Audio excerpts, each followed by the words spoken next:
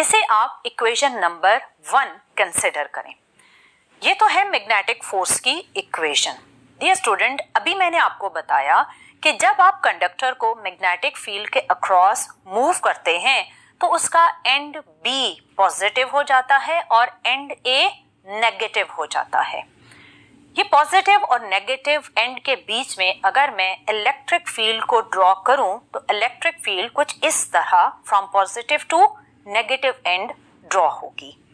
अगर ये electric field inside the conductor exist कर रही है तो इसका मतलब है कि फिर उस पॉजिटिव चार्ज पर एक इलेक्ट्रिक फोर्स भी अप्लाई होगी और ये electric force on positive charge act करेगी वर्टिकली डाउनवर्ड।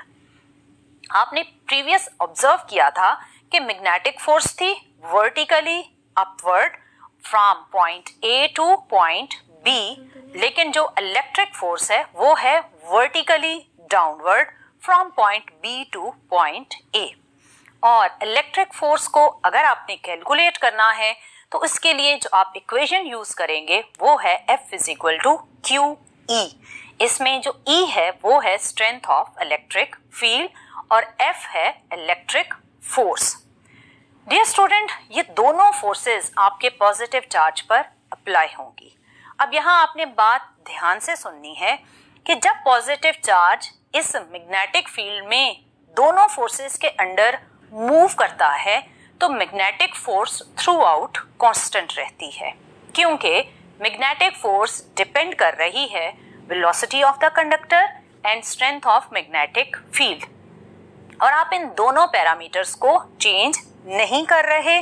सो जब आप इन दो पैरामीटर्स को चेंज नहीं करेंगे तो magnetic force on positive charge will remain constant and it is vertically upward from point A to point B. लेकिन जो इलेक्ट्रिक फोर्स उसके ऊपर अप्लाई होगी वो इनिशियली कम होगी, क्योंकि इनिशियली कम चार्जेस पॉइंट बी पर होंगे और कम ही चार्जेस पॉइंट ए पर होंगे। लेकिन विद टाइम ये चार्जेस की अमाउंट जब कंडक्टर मूव करता जाएगा तो चार्जेस की अमाउंट पॉइंट ए और बी पर बढ़ती जाएगी, इलेक्ट्रिक फोर्स भी बढ़ती जाएगी। सो एक वक्त आएगा जब ये इलेक्ट्रिक फोर्स मैग्नेटिक फोर्स के इक्वल हो जाएगी। ये वो इक्विलिब्रियम की स्टेट होगी जहां से आप अपनी डेरिवेशन को स्टार्ट करेंगे। मैंने अभी बताया कि इक्विलिब्रियम की स्टेज आ जाएगी जिसमें इलेक्ट्रिक फोर्स इंक्रीज होते हुए मैग्नेटिक फोर्स के इक्वल हो जाएगी। अभी आपने इलेक्ट्रिक फोर्स और मैग्नेटिक फोर्स की इक्वेशंस लिखी थी, जिनमें से मैग्नेटिक फोर्स की इक्वेशन को हमने नाम दिया इक्वेशन 1 और इलेक्ट्रिक फोर्स की इक्वेशन को नाम दिया इक्वेशन 2। इन दोनों इक्वेशंस को जब आपने इक्वेट किया इन इक्विलिब्रियम सिचुएशन तो आपके पास इक्वालिटी बनी electric force is equal to magnetic force. जब आपने इसमें इक्वेशंस को पुट किया तो इक्वालिटी बनी QE is equal to QVB। इसमें Q का फैक्टर राइट और लेफ्ट साइड पर कैंसिल हो जाएगा और जो रिमेनिंग इक्वालिटी आपके पास आएगी वो है E equals to VB। Dear student, इसे आप इक्वेशन नंबर 3 कहेंगे। ये इक्वेशन इलेक्ट्रिक इंटेंसिटी और मैग्नेटिक फील्ड और वेलोसिटी इन 3 पैरामीटर्स का रिलेशनशिप है। डियर स्टूडेंट, आपने प्रीवियस लेक्चर्स में पोटेंशियल ग्रेडियंट वाले टॉपिक में इलेक्ट्रिक इंटेंसिटी और पोटेंशियल डिफरेंस का एक रिलेशनशिप पढ़ा था और वो था E equals to minus delta V over delta R। अगर हम इस इक्वेशन को अपनी गिवन सिचुएशन पर इम्प्लीमेंट करें तो डेल्टा V का फैक्टर पॉइंट A और पॉइंट B के बीच का पोटेंशियल डिफरेंस है, जिसे हमने इंड्यूस्ड EMF स्मॉल e से इंडिकेट किया, जैसे एप्सिलॉन भी कहते हैं। और डेल्टा R वो डिस्टेंस है जो चार्जेस पॉइंट A से B तक जाते हुए मूव करेंगे और ये डिस्टेंस है लेंथ ऑफ कंडक्टर के इक्वल। सो इक्वेशन बनेगी E equals to minus epsilon over L। ये आपके पास इक्वेशन नंबर 4 होगी। इक्वेशन नंबर 3 आपने इक्विलिब्रियम वाली सिचुएशन से डिराइव की थी और इक्वेशन नंबर 4 आपके पास पोटेंशियल ग्रेडियंट वाले कॉन्सेप्ट से आई। इन इक्वेशंस को 3 और 4 को जब आप कंपेयर करेंगे तो आपके पास इक्वालिटी कुछ इस तरह बनेगी, -E/L इक्वल्स टू VB। इसको अगर आप सॉल्व करें तो ये बनेगी E equals to -VBL। Dear student, ये वो इक्वेशन है जिसे आप मोशनल EMF की इक्वेशन कहते हैं। और in the start of the lecture जब मैंने फार्मूला ऑफ मोशनल EMF लिखा था तो वहां मैंने यही इक्वेशन लिखी थी, E equals to -VBL sine theta. लेकिन अभी जो मैंने इक्वेशन डेराइव की इसमें मैंने लिखा है E इक्वल्स टू -VBL, लेकिन इसमें साइन थीटा नहीं लिखा। उसकी रीजन सिंपल है कि हमने अभी जो सिचुएशन डिस्कस की है उसमें थीटा की वैल्यू थी 90 डिग्री और साइन 90 क्या होता है, 1 होता है। सो डियर स्टूडेंट, अभी इस सिचुएशन का अगर हम व्यू लें तो उस व्यू के अकॉर्डिंग ये आपके पास कंडक्टर का व्यू है और ये आपके पास मैग्नेटिक फील्ड लाइंस है। अभी अगर आप इस कंडक्टर को parallel to magnetic field move करें तो वेलोसिटी और मैग्नेटिक फील्ड स्ट्रेंथ के बीच में जो एंगल बनेगा वो बनेगा 0 डिग्री। और आप जानते हैं कि साइन 0 डिग्री क्या होता है, 0। सो इसका मतलब ये हुआ कि इस सिचुएशन में आपके इस कंडक्टर में मौजूद चार्जेस पर कोई भी मैग्नेटिक फोर्स अप्लाई नहीं होगी और ये कंडक्टर मोशन के बावजूद कोई भी करंट इंडिकेट नहीं करेगा।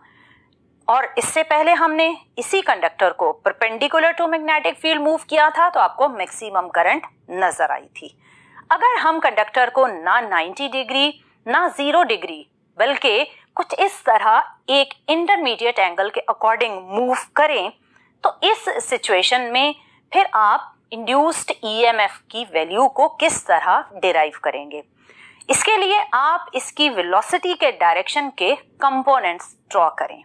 आपने Vx और Vy को ड्रॉ किया तो इन दोनों कंपोनेंट्स को जब आपने ऑब्जर्व किया तो आपको नजर आया कि Vx parallel to magnetic field है, सो Vx कोई भी इंड्यूस्ड करंट जनरेट नहीं करेगा। और दूसरा component Vy perpendicular to magnetic field है, सो ये कंपोनेंट बेसिकली इंड्यूस्ड EMF या मोशनल EMF को जनरेट करेगा। सो इस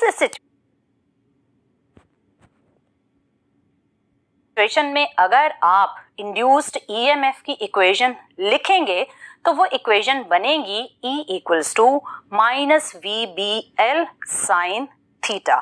और इसमें थीटा की आप वो पर्टिकुलर वैल्यू पुट करेंगे जिस पर वो कंडक्टर मूव कर रहा होगा।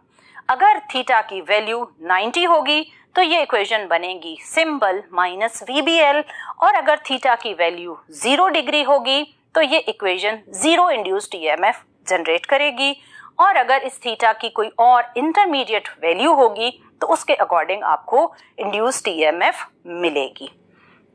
डियर स्टूडेंट, अगर आप इस टॉपिक के लास्ट पैराग्राफ को ऑब्जर्व करें तो उस पैराग्राफ में आपके इक्विलिब्रियम के डिस्टर्ब होने, किस इक्विलिब्रियम के, मैग्नेटिक फोर्स और इलेक्ट्रिक फोर्स के इक्विलिब्रियम के डिस्टर्ब होने या उसके बैलेंस में वेरिएशन के बारे में एक बात लिखी हुई है।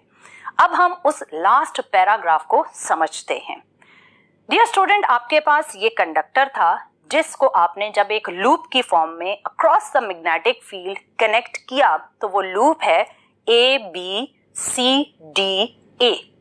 अब इस लूप में अगर हम पॉजिटिव या नेगेटिव चार्जेस की ऑब्जर्वेशन करें तो जब ये कंडक्टर मूव करता है तो पॉइंट B पर आते हैं पॉजिटिव चार्जेस, पॉइंट A पर आते हैं negative charges. So initially electric force increase होगी और एक मोमेंट आएगा जब इलेक्ट्रिक फोर्स मैग्नेटिक फोर्स के इक्वल हो जाएगी। जब ये दोनों फोर्सेस इक्वल हो गई तो इसके बाद क्या हुआ? इसके बाद ये होगा कि जैसे पॉजिटिव चार्जेस पॉइंट B से एक लूप में मूव करना शुरू हुए तो पॉइंट बी का पॉजिटिव पोटेंशियल कम होना शुरू हो गया। जैसे ही ये पोटेंशियल कम हुआ तो इलेक्ट्रिक फील्ड की वैल्यू कम हुई, सो इलेक्ट्रिक फोर्स की वैल्यू भी कम हो गई। लेकिन जब ये पॉजिटिव चार्ज बी, सी, डी, ए पर पहुंचेगा तो ए से उसने दोबारा बी की तरफ मूव करना है। सो ए से बी की तरफ मूव करने में उसको स्ट्रॉन्ग मैग्नेटिक फोर्स एक पुश प्रोवाइड करती है और इस स्ट्रॉन्ग मैग्नेटिक फोर्स की हेल्प से वो इस लूप में एक कंप्लीट पाथ जनरेट कर सकता है। सो ओवरऑल एक स्ट्रॉन्ग मैग्नेटिक फोर्स है जो as a net force behave कर रही होती है और करंट फ्लो के प्रोसेस को कंटिन्यू करवाती है और उस वक्त तक कंटिन्यू रखती है जब तक कंडक्टर मूव करता रहता है। जैसे ही कंडक्टर रुका तो मैग्नेटिक फोर्स की वैल्यू जीरो हुई, सो मोशनल ईएमएफ की वैल्यू भी जीरो हो जाएगी। सो डियर स्टूडेंट, ये वो सारे डिफरेंट ऑब्जर्वेशंस थे जो आज के टॉपिक मोशनल ईएमएफ से रिलेटेड थे। आपने ऑब्जर्व किया कि किस तरह आपने कंडक्टर को मैग्नेटिक फील्ड के अक्रॉस मैकेनिकली मूव करके मैकेनिकल एनर्जी की हेल्प से एक इलेक्ट्रिकल एनर्जी जनरेट की और आपने इक्वेशन डिराइव की मोशनल ईएमएफ की बाय इक्विलिब्रियम सिचुएशन, जिसमें आपने इलेक्ट्रिक फोर्स और मैग्नेटिक फोर्स को इक्वेट किया। फिर आपने पोटेंशियल ग्रेडियंट की इक्वेशन की हेल्प ली और इन दोनों इक्वेशन के कंपैरिजन से आपने मोशनल ईएमएफ की equation E is equal to minus VBL को डिराइव किया और आपने ऑब्जर्व किया कि अगर conductor perpendicular to magnetic field move करेगा तो मैक्सिमम मोशनल ईएमएफ होगी। अगर conductor parallel to magnetic field move करेगा तो जीरो मोशनल ईएमएफ होगी और अगर कंडक्टर किसी इंटरमीडिएट एंगल पर मूव करेगा तो फिर आप उस इंटरमीडिएट एंगल की वैल्यू को यूज करेंगे in equation E equals to minus VBL sin theta. So dear student, this was all about motional EMF.